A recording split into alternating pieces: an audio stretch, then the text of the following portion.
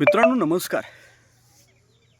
मित्रांनो, महाराष्ट्राच्या राजकारणात जे काही सुसंस्कृत नेते घडून गेले त्यामध्ये मराठवाड्याचं भूषण असणारे स्वर्गीय विलासराव देशमुख साहेबांचं नाव आदराने घेतलं जातं.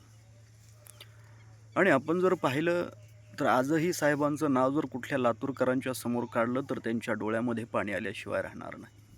इतकं लातूरसाठी साहेबांनी करून ठेवलं आहे.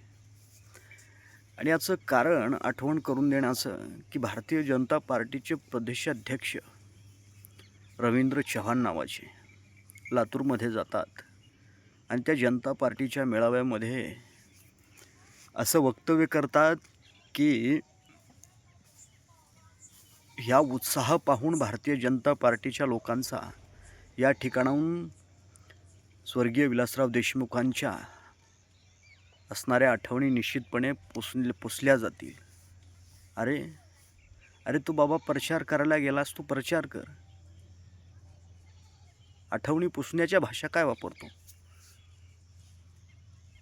अरे या महाराष्ट्राचा नेता होता, तू फक्त लातूरपुरता मर्यादित नव्हते साहेब.